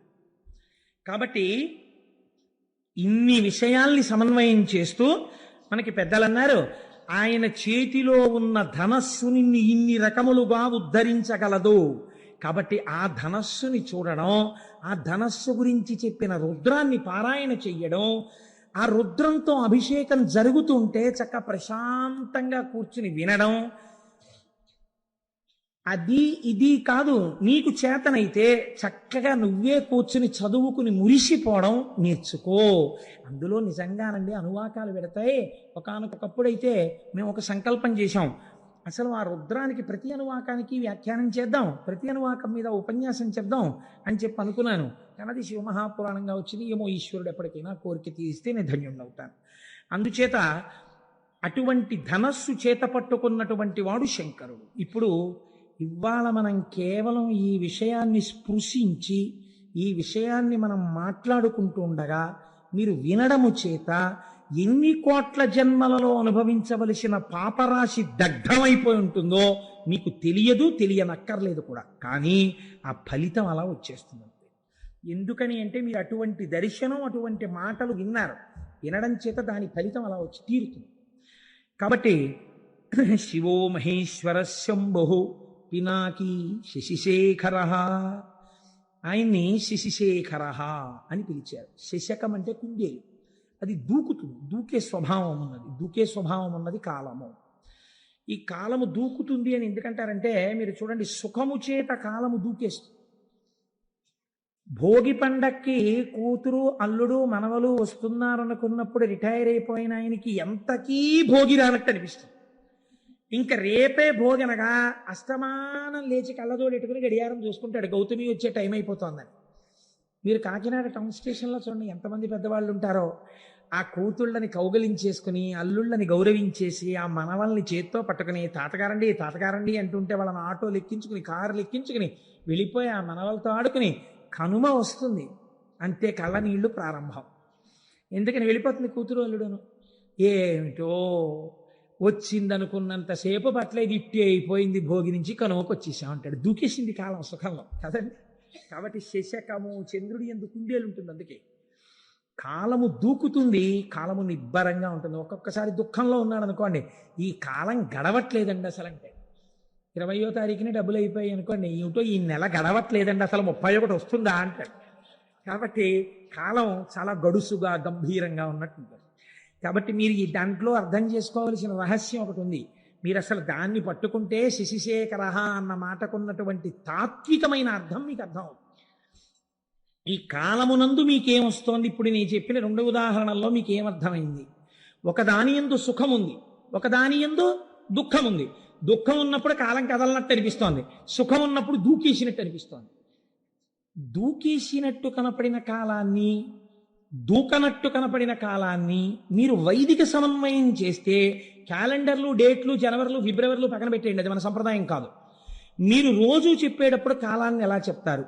శ్రీ వ్యయనామ సంవత్సరే ఉత్తరాయణే శిశిర ఋతౌ మాఘమాసే శుక్లపక్షే పంచమ్యాం వాసరః భౌమవాసరే శుభనక్షత్రే శుభయోగ శుభకరణయే బంగుడి విశేష విశిష్టాయాం శుభరిదౌ శ్రీమాన్ శ్రీమతః అని చెప్తున్నారా లేదా? ఈ తిథులు ఎలా వస్తున్నాయి? శుక్లపక్షే అని చెప్తున్నారా? శుక్లపక్షం దేనివల్ల వస్తుంది? చంద్రుడి యొక్క కళలు వృద్ధి పొందితే శుక్లపక్షం వస్తుంది. చంద్రుడి యొక్క కళలు జారిపోతే కృష్ణపక్షం వస్తోంది. ఒక శుక్లపక్షం ఓ కృష్ణపక్షం వస్తే ఓ నెల వస్తోంది. అలా కొన్ని నెలలు కలిస్తే ఓ సంవత్సరం వస్తోంది, కొన్ని సంవత్సరాలు కలిస్తే ఓ పుష్కరం వస్తోంది. ఇలా మీకు ఆధారం ఏమిటి? చంద్రుడి యొక్క కళలు దిగడం పెరగడం. చంద్రుడి కళలు దిగడం పెరగడం, ఏదో ఒక కళలోంచి రావాలి కదా. ఆ కళలోంచి పెరుగుతున్న కళలు, ఈ వెళ్ళిపోతున్న కళలు మళ్ళీ ఆ కళలోకి వెళ్ళిపోవాలి కదా. అటువంటి శాశ్వతమైన చంద్రకళ ఏది ఉందో అది పార్వతీ పరమేశ్వరుల యొక్క కిరీటముల మీద ఉంటుంది. ఇప్పుడు ఈ కాలాన్ని మీరు దేని పెట్టి కొలుస్తున్నారో, ఈ కాలమంతా ఆయన కిరీటం మీద ఒక ఆభరణం అయి ఉంది. కాలం ఆయనకి ఆభరణము, మీరు కాలమునకు వశులు. ఎంత తేడా వచ్చింది చూడండి. కాలమునకు వశులైన మిమ్మల్ని కాలాతీతుల్ని చేసి తనతో సమానమైన వాడిగా చేసుకోగలడు. ఇది శశిశేఖర. అసలు నిజమైన తాత్వికమైన అర్థం అది. ఎవరు ఆయన పాదములు పట్టుకుంటున్నారో అటువంటి వాడికి జ్ఞానమిచ్చి కాలాతీతుణ్ణి చేసి మళ్ళీ పుట్టవలసిన అవసరం లేకుండా ఇదే చిట్ట చివరి మరణము. ఎందుకని? ఇక మళ్ళీ మరణం లేదు, ఎందుకంటే పుట్టుక లేదు. కాబట్టి ఈ స్థితికి పెంచగలడు. కాలము ఆభరణముగా ఉన్నవాడని చెప్పడానికే చంద్రరేఖని పొంది ఉంటాడు. మోక్షం ఇయ్యగలిగిన వాడని చెప్పడమే చంద్రరేఖని ధరించి ఉండడం. ఇదే శశిశేఖర. అసలు తాత్వికమైన రహస్యం అది, శశిశేఖర అన్న మాటకి. సరే, కానీ మనం అంటాం సోమనాథలింగము అన్న విషయాన్ని ప్రస్తావన చేస్తాం. కానీ ఇది కూడా పరమ సత్యం, లేకపోతే జ్యోతిర్లింగం రాదుగా. మీరు చూడండి, మళ్ళీ ఇక్కడ ఒక చిత్రమైన మాట ఉందండి. శివ సంబంధమైన విషయాల్లో కొన్ని ఆశ్చర్యకరమైన మాటలు ఉంటాయి. మీరు కంచిలో ఉండేటటువంటి లింగం దగ్గరికి వెళ్ళి ఇది జ్యోతిర్లింగము అని మీరు అన్నారనుకోండి, శాస్త్రం అంగీకరించద్దు. దాన్ని ఏమంటారంటే అష్టమూర్తుల యందు అది ఒక లింగము, పృథివీ లింగము అని పిలుస్తారు. పంచభూత లింగాల్లో అదొకటి. అలాగే కాళహస్తి పెడితే అది వాయులింగం, అది జ్యోతిర్లింగం కాదు. అలాగే మీరు జంబుకేశ్వరం పెడితే జలలింగం, అది జ్యోతిర్లింగం కాదు. కానీ మీరు కొన్ని లింగాలు ఉన్నాయి, వాటిని జ్యోతిర్లింగములని పిలుస్తారు. చాలా జాగ్రత్తగా మీరు పట్టుకునే ప్రయత్నం చేయండి. శశిశేఖర అన్న దాని తత్వంలోంచి జ్యోతిర్లింగం అని పిలిచినప్పుడు మీరు ఒక స్తోత్రం చదువుతుంటారు సాధారణంగా. మీకు అందరికీ నోటికి వచ్చారు సౌరాష్ట్రే సోమనాథంచ శ్రీశైలే మల్లికార్జునం ఉజ్జయిన్యాం మహాకాళం ఓంకారం అమలేశ్వరం అని ఆ శ్లోకం అంతా చెప్పి ఆ చిట్ట చివర మనం ఆ మాట చెప్తుంటాం ఏతాని ద్వాదశ లింగాని అని సాయం ప్రాతర్పటేన్నర అంటాం. ఇది ద్వాదశ జ్యోతిర్లింగ స్తోత్రము అని పిలుస్తాం. ఈ 12ంటిని మీరు జ్యోతిర్లింగములు అని పిలుస్తున్నారు కదండి. జ్యోతిర్లింగము అని పిలిచినప్పుడు లింగము జ్యోతి, ఈ 12 చోట్ల ఏం ఉండాలి? న్యాయంగా దీపం ఉండాలి, జ్యోతి ఉండాలి. కానీ మీరు సౌరాష్ట్రం వెళ్ళారనుకోండి, సోమనాథ క్షేత్రానికి వెళ్ళారనుకోండి, అక్కడ మీకు దీపం కనపడుతోందా, శివలింగం కనపడుతోందా? శివలింగమే కనపడుతోంది. శ్రీశైలే మల్లికార్జునం, మీరు శ్రీశైలం వెళ్ళారనుకోండి, శ్రీశైలంలో మల్లికార్జున లింగం కనపడుతోందా, జ్యోతి కనపడుతోందా? లింగమే కనపడుతోంది. మరి మీరు ఈ 12 జ్యోతిర్లింగాలు అనడానికి, ఈ 12 జ్యోతిర్లింగాలంటే మిగిలిన కంచి ఇలాంటి చోట ఉన్న లింగాలు వీటికన్నా తేడాగా ఏమైనా ఉన్నాయా? మరి వాటిని జ్యోతిర్లింగాలను మీరు ఎందుకంటారు? ఈ 12ంటినే ఎందుకు జ్యోతిర్లింగాలు అంటారు? ఏమైనా కారణం ఉందా? అలా ఎందుకు పిలుస్తారు అంటే దీన్ని రుద్రానికి ఉన్నటువంటి ప్రార్థన గజ్జె ఎందుకు చెప్పారు.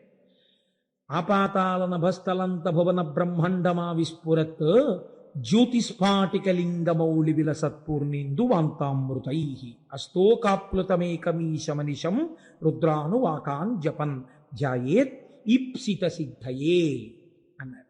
ధ్యాయేత్, మీరు ఆ లింగము దగ్గరికి వెళ్ళి అడిగినప్పుడు ఇహమునందు కావలసిన సౌఖ్యము నుండి మోక్షము వరకు ఏదైనా ఇవ్వగలిగిన పరబ్రహ్మస్వరూపంగా శివలింగం ఉన్నది.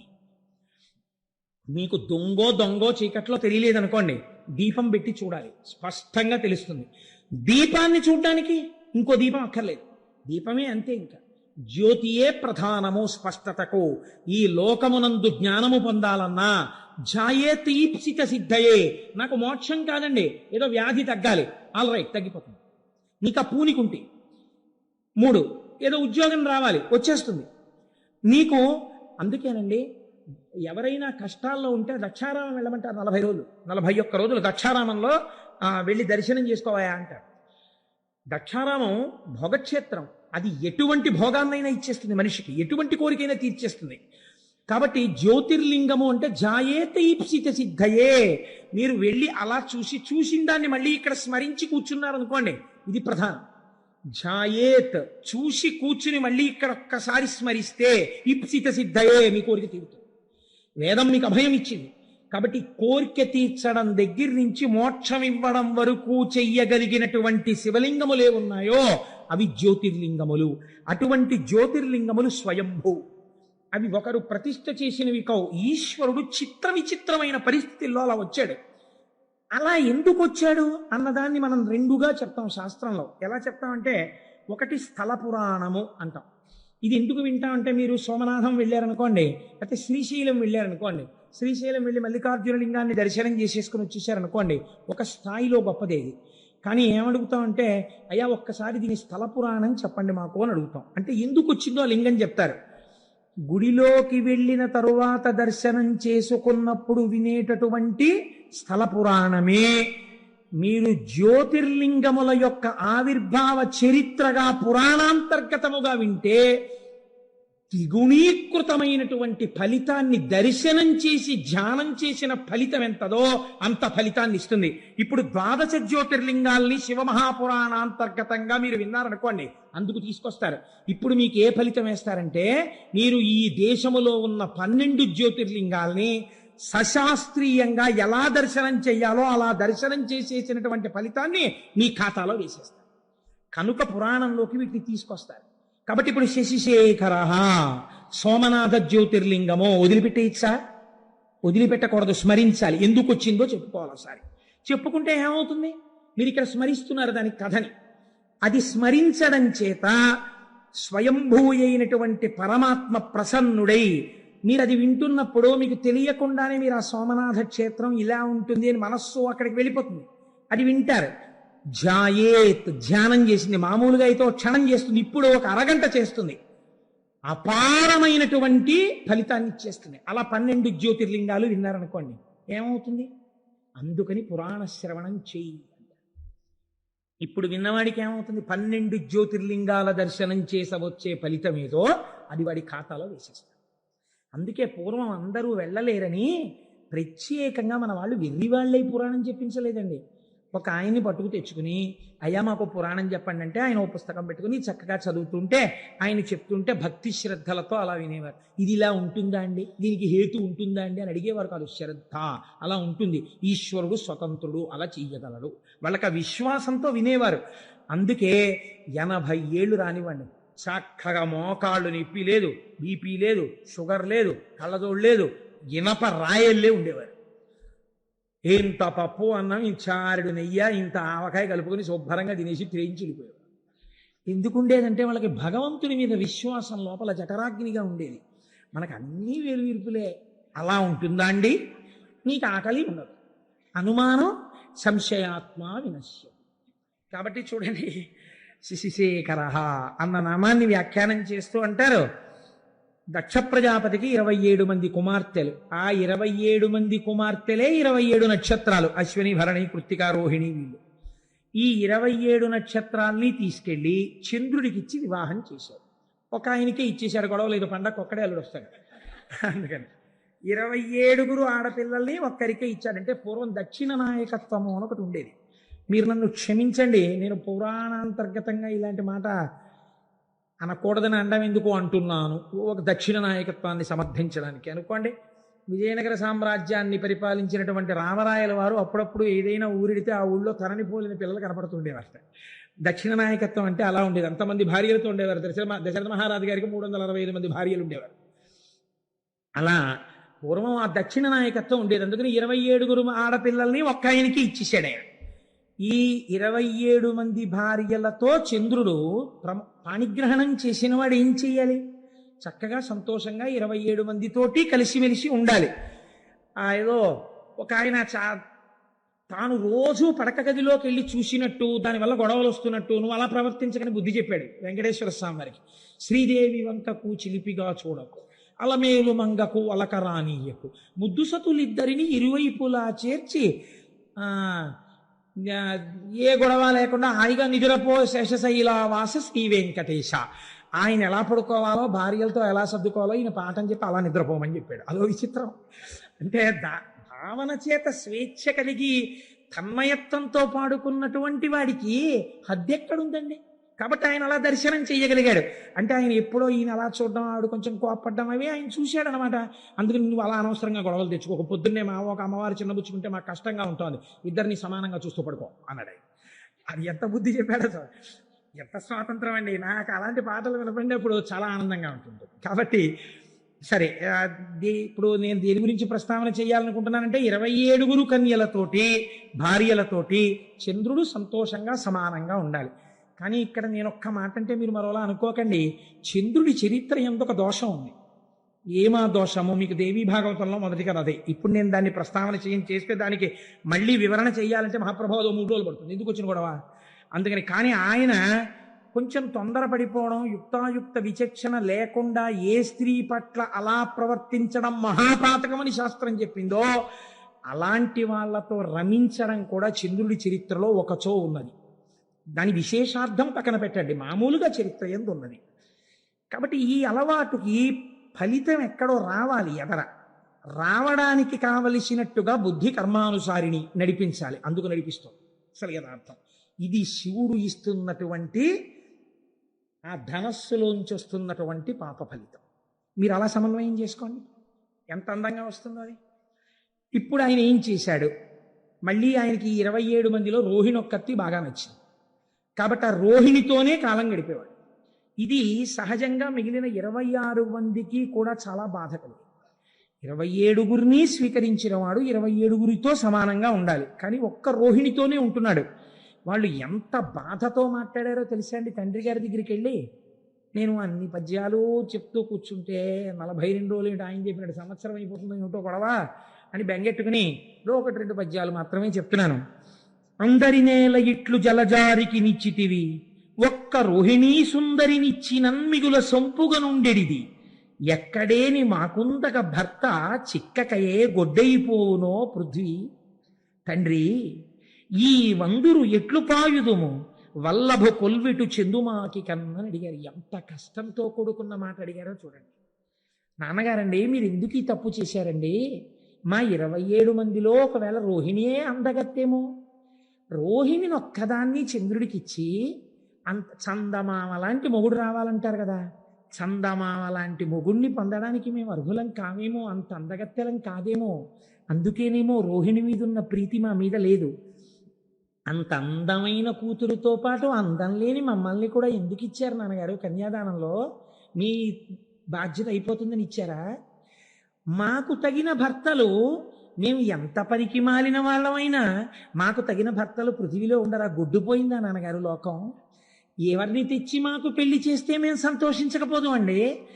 భర్త యొక్క మనస్సు చూరగొనని మా జన్మ జన్మ మాకెంత బాధగా ఉందో తెలుసా నాన్నగారు? ఎంత గొప్పగా మాట్లాడారండి వాళ్ళు, ఎంత అందమైన పద్యం పడిపోయిందో చూడండి. నాన్నగారండి గొడ్డుపోయిందా లోకం? మమ్మల్ని ఎందుకు ఇచ్చారు నాన్నగారు? చంద్రుడికి 27 మందిని, ఒక్కతే అందంగా ఉంది, అందమైన రోహిణితో ఆయన ఉంటున్నాడు. అసలు మా జన్మలో మేము భర్త గారితో కలిసి ఉండి భర్త గారు మా వల్ల సంతోషపడ్డారన్న రోజు మా జీవితంలో మేము చూస్తామా నాన్నగారు అన్నారు. దీనికి వాళ్ళు చేసిన పాపం ఏమిటండి? తండ్రి మనస్సు ఈ మాట విన్నప్పుడు ఎంత కుందుతుంది. కాబట్టి ఆయన చరచరాలేసి, అసలే దక్ష ప్రజాపతి ఎదర వీరభద్ర విజయం వస్తుంది కదా, గబగబా పంచ పైకి పట్టుకుని చంద్రలోకానికి వెళ్ళాడు. అల్లుడు గారు ఎదురొచ్చారు, తీసుకొచ్చారు, కూర్చోబెట్టారు. కూర్చోబెట్టిన తర్వాత అబ్బాయి నీ పరిస్థితి అంతా బాగోలేదయా, నీకు 27 పిల్లలు ఇచ్చాను. ఇచ్చినప్పుడు చక్కగా మామయ్యగారండి బాగున్నారండి, చక్కగా ఉంటుందండి, మీరు వచ్చినప్పుడు ఎంత సంతోషంగా ఉంటారో చూద్దురుగానండి అన్నావు. నీ మీద అప్పుడే పితూరీలు ప్రారంభమయ్యాయి. ఒక్క రోహిణితో ఉంటున్నావుట. ఇలా ఉండడానికి వీల్లేదు. 27 పిల్లల కంటి వెంట నీళ్లు రాకూడదు, అందరినీ సమానంగా చూసుకో. చూస్తావా? అసలు దక్ష ప్రజాపతి తప్పకుండా మామయ్యగారండి అన్నాడు. అయిపోయింది. అమ్మా నేను చెప్పానమ్మా, ఇంకా మీకేం ఇబ్బంది ఉండదు, ఈ మాట మీరు సంక్రాంతికి వచ్చినప్పుడు సంతోషంగా వస్తారు అని వెళ్ళిపోయాడు దక్ష ప్రజాపతి. అంటే నిజంగా సంక్రాంతి అనుకోకండి, నేను ఒక మాట అన్నానంతే.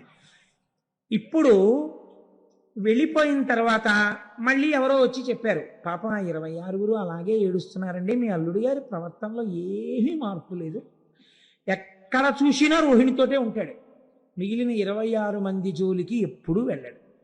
పాపం ఓసారి మీరు చెప్పారు, ఆయన వినడు, ఏమిటో వాళ్ళ బతుకు అంతేనా అన్నారు.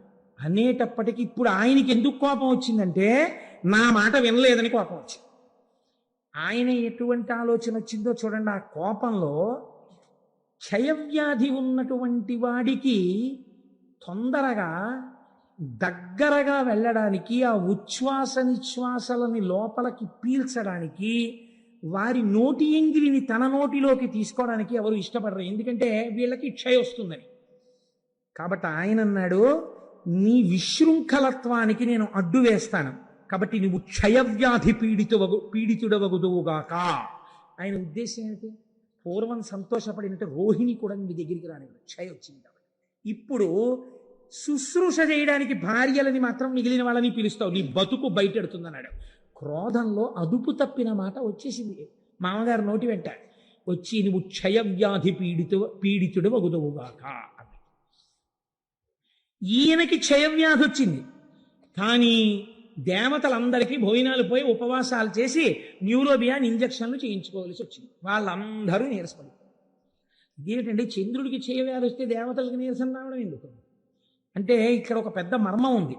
చంద్రుడు బాగా ప్రకాశిస్తే ఆయన యొక్క అనుగ్రహం చేత ఓషధులు ప్రకాశిస్తాయి. ఓషధులు బాగా ప్రకాశిస్తే ఆ ఓషధులతో కూడినటువంటి ద్రవ్యములతో యజ్ఞం చెయ్యాలి. ఈ యజ్ఞంలో ఓషధుల్ని కూడా వేస్తే ఈ హవిస్సులు దేవతలు తీసుకుంటారు. దేవతలు తీసుకుని వాళ్ళ ఆకలి తీరితే వాళ్ళకు మనకు మంగళములను ఇస్తారు. దేవతలకి హవిస్సులు లేవు, లోకాలకి మంగళాలు లేవు. ఇటు వీళ్ళు మాడిపోయారు, అటు వాళ్ళు మాడిపోయారు. ఎందుకు వచ్చింది ఇదంతా? చంద్రుడికి క్షయవ్యాధి వచ్చింది. కాబట్టి ఇప్పుడు ఇది ఎవరి సమస్య అయి కూర్చుంది?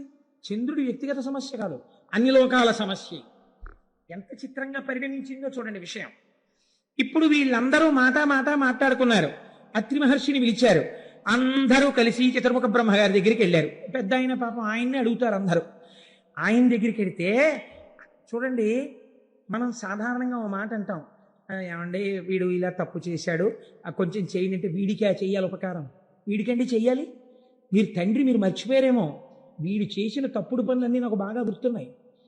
ఎంత ఏడిపించాడంటే బృహస్పతిని, నాకు తెలియదా ఆ రోజు నేనే కదా చతుర్ముఖ బ్రహ్మని జోక్యం చేసుకున్నాను.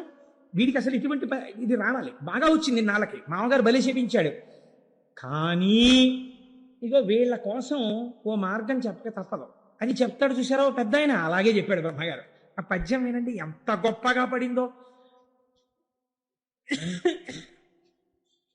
పరకాయ ప్రవేశం చేసి అత్యంత సహజమైన రచన చెయ్యడం అంటే అది. అయినను లోక సౌఖ్యమును నారసి చెప్పెదా. వీడు తుంటరవాడు, వీడికి చెప్పకూడదు అసలు. వీడి చేవ్యాధితో బాధపడిన గొడవేం లేదు. అయినను లోక సంక్షేమం కోసం చెప్తున్నారు. ఇటు మీరు అటు వాళ్ళు బాధపడుతున్నారు కదా, అందుకు చెప్తానన్నాడు బ్రహ్మగారు.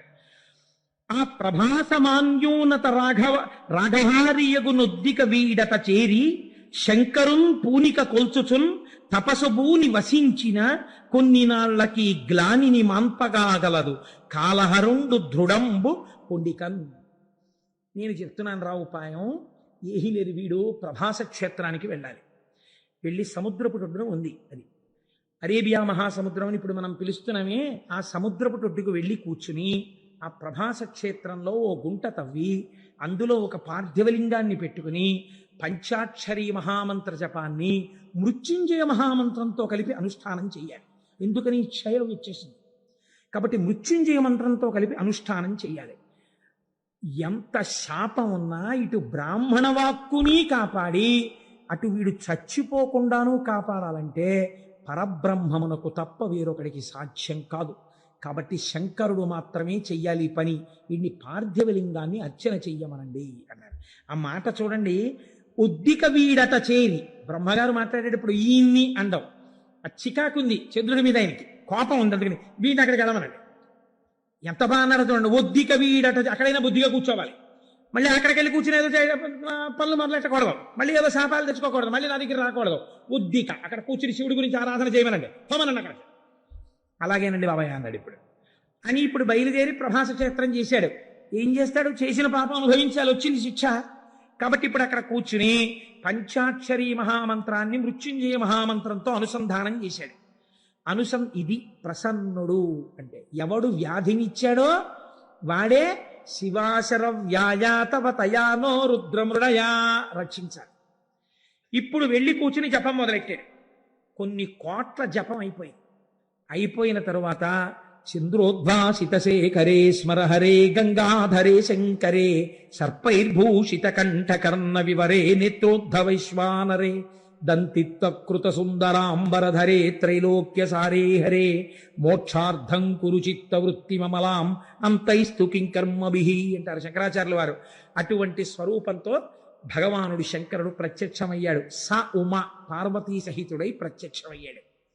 క్షయవ్యాధితో శుష్కించిపోయి ఉన్నాడు చంద్రుడు. ఏమైనా ఏమిటి నీ అభీష్టం అని అడిగాడు. అయ్యా నాకు క్షయవ్యాధి తగ్గిపోవాలండి అన్నాడు. ఇప్పుడు నీ క్షయవ్యాధి పోతుంది అని పరమాత్మ అనగలరు అంటే ఎవరి మాట పోయింది? దక్ష ప్రజాపతి మాట పోయింది. అంటే నే శాపం పెట్టేవాడిని, నువ్వు రక్షించేవాడివా అంటాడు. కాబట్టి ఇప్పుడు ఇద్దరిని దృష్టిలో పెట్టుకోవాలి. అటు పెద్ద ఆయన మాట నిలబడిపోవాలి, ఇటు పిల్లాన్ని రక్షించాలి. ఇంత తప్పు చేసి ఉన్నవాడైనా తన పాదములు పట్టుకుంటే బుద్ధిని కూడా సంస్కరించాలి. అందుకే ఆ తర్వాత చంద్రుడు 27 భార్యలతో సమానంగా లేడన్నటువంటిది లేదని చెప్పడానికి ఉదాహరణే చంద్రమానంలో మీరు చెప్తున్న తిథి కదండి. అయితే చంద్రమానంలో ఎలా జరుగుతున్నాయి తిథులన్నీ? చంద్రుడు కూడుతున్నాడు కదా నక్షత్రాలతోటి. కాబట్టి ఇప్పుడు బుద్ధిని మార్చాడు. అదే కదండి, మరి అందుకేగా రుద్రశబ్దం వాడారు మీరు. ధర్మం వైపుకు మారుస్తాడు బుద్ధిని అనే కదా మీరు రుద్రశబ్దం వాడారు. కాబట్టి ఇప్పుడు ఏం చేశాడు? బుద్ధిని ముందు మార్చి అటు పెద్ద ఆయన మాట నిలబెట్టాలి దక్ష ప్రజాపతి. కాబట్టి అన్నాడు, నీకు క్షయ ఉంటుంది కానీ 15 రోజులు క్షీణిస్తావు, 15 రోజులు వృద్ధి పొందుతుంటావు. కాబట్టి ఇంకా క్షయ పూర్తిగా లేదు కాబట్టి నశించిపోవు, ఎప్పుడూ హాయిగా ఉంటావు. సరికదా పిల్లాడా? ఎప్పుడైనా ఎవరైనా నీ పాత కథలు తలుచుకోకుండా నువ్వు పూర్తిగా ఇప్పుడు గొప్పవాడివయ్యావు, నీ చరిత్రే మారిపోయింది, నువ్వు సద్బుద్ధున్నవాడివి, నా చేత అనుగ్రహింపబడిన వాడివని తెలుసుకోవడానికి, నాతో కలిపి నీ దర్శనం చెయ్యడానికి నా పేరే నీతో కలుపుకుంటాను, చంద్రశేఖర అని పిలిపించుకుంటానని ఆ చంద్రుణ్ణి చేసి నెత్తిన పెట్టుకున్నాడు. ఏమి ఔదార్యమూర్తి అండి పరమాత్మ! ఇది ఆయన కారుణ్యం అంటే. నీకేమిటి బెంగ? కాలమునకు వశుడు కాని వాడను నేను, నా నెత్తి మీద నిన్ను పెట్టుకున్నాను రా. చతుర్ముఖ బ్రహ్మగారు అన్నాడు, వీడును పోయి ఉద్దికను అన్నారు. ఆయన అన్నారు, తప్పు అందరూ చేస్తారులే నాన్న, చేసావు, నీ బుద్ధి మార్చుకో. నీ బుద్ధి మారింది, ఇప్పుడు నిన్ను నెత్తి మీద పెట్టుకుంటాను. ఇప్పుడు మీకు ఇది విని ఏమైంది? శశిశేఖర, తప్పులు జరిగిన వాటికి వేళ్లు విరవకండి. ఇంత కారుణ్యమూర్తి అయిన శంకరుడి పాదాలు పట్టుకున్న వాడికి ఒక్కసారి పట్టుకుంటానని పూనికతో నిలబడితే మిమ్మల్ని కూడా నెత్తి మీద పెట్టుకోవడానికి ఆయన సిద్ధంగా ఉన్నాడు కదండి. అందుకని శశిశేఖర, అందుకని నెత్తి మీద చంద్రుణ్ణి పెట్టుకున్నవాడా అని ఈయన్ని పిలవలసి వచ్చింది. ఆయన క్షయవ్యాధి పోయింది, చాంద్రమానం వచ్చింది. ఇప్పుడు ఈ చంద్రుడు పార్వతీదేవికి గొప్ప భక్తుడయ్యాడు. అందుకే మనుశ్చంద్ర కుబేరశ్చాలోపాముద్రాచ మన్మద అగస్తీరగ్ని సూర్యశ్చ ఇంద్రస్కంధస్తథైవ చ అని క్రోధభట్టారకో దేవ్యా ద్వాదశామి ఉపాసకా 12 మంది అమ్మవారి మహాభక్తులలో ఈయన కూడా ఒకడయ్యాడు. అయితే ఇక్కడ ఒక చిత్రం జరిగింది. శంకరుణ్ణి చూసి అన్నారు, స్వామి చాలా బాగుందండి, మీరు నెత్తి మీద చంద్రుణ్ణి పెట్టుకున్నారు, శశిశేఖర అన్న నామం మీకు వచ్చింది, అంతవరకు మేము ఒప్పుకున్నాం. అదే సోమనాథలింగం. స ఉమనాథుడు ఒక అర్థం, అంటే పార్వతీదేవి పక్కన ఉన్నటువంటి కారుణ్యమూర్తి, సశక్తిపరుడు కాదు. సోముడు అంటే చంద్రుడు. సోముడు ప్రార్థన చేశాడు, నన్ను ఇంత అనుగ్రహించిన నీవు ఉత్తరోత్తర ఎవరొచ్చినా రక్షించడానికి ఇక్కడే వెలియవలసినది అన్నాడు. జ్యోతిర్లింగమయ్యాడు. అందుకే అది స్వయంభూలింగాలలో జ్యోతిర్లింగాలలో మొట్టమొదటి లింగం.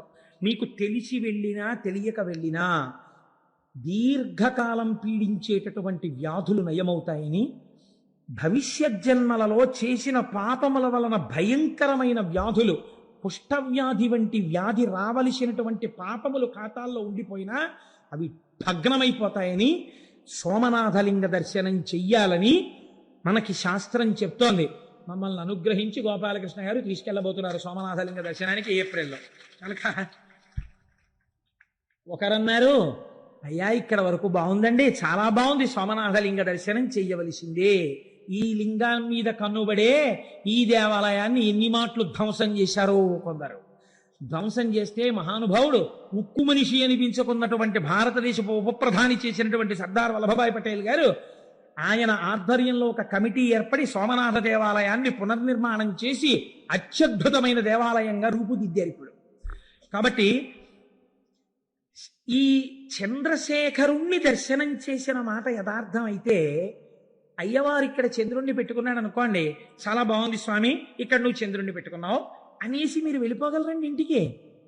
మా స్వామి పరమాచార్య స్వామి ఒక మాట చెప్పారు. ఆయన అన్నారు ఒక రోజున, ఆయన నాకు ప్రాణం అండి మహానుభావుడు, అలా వెళ్ళిపోతూ ఎక్కడో కూర్చునేవారు, ఏదో గుర్తొచ్చేది, ఆకాశంలో చంద్రుణ్ణి చూస్తే ఓ నవ్వు నవ్వేవారు. నవ్వు నవ్వి ఆయన అన్నారు, మౌళౌ గంగా శశాంకౌ కరచరణతలే శీతలాంగా భుజాంగా వామే భాగే దయార్ద్రా హిమగిరి దుహిత చందనం సర్వగాత్రే యుద్ధం శీతం ప్రభూతం కనక సభానాథ సోఢుం క్వశక్తి చిత్తే నిర్వేదతస్తే యది భవతి నతే నిత్యవాసో మదీయే అన్నారు. ఈశ్వర, నాకు కొంచెం ఆశ్చర్యంగా ఉంటుందండి. మొన్ననే కదా పుష్యమాసం వెళ్ళిపోయింది. ఆర్ద్రా నక్షత్రమేమో శంకరుడికి ప్రీతి, శ్రవణ నక్షత్రమేమో మా స్వామి వెంకటేశ్వర స్వామి వారికి ప్రీతి.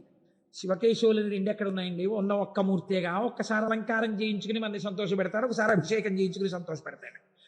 కాబట్టి ఆయన అన్నారు, మౌళౌ గంగా శశాంకౌ, ఈశ్వర నీ తలలో ఇప్పటికే గంగమ్మ ఉంది. ఆ గంగమ్మ ఉత్తినే కూర్చుంటుందా? ఎప్పుడు కదులుతుంది, ప్రవహిస్తుంది. నీరు అలా స్టాగ్నెట్ ఉండిపోతే కుడుకంపు వస్తుందండి. అందుకని తిరుగుతుంటుంది ఆ జటాజూటంలో. అలా తిరుగుతుండడంలో ఏమవుతుంది, కిందకి ఇలా కారిపోతుంది.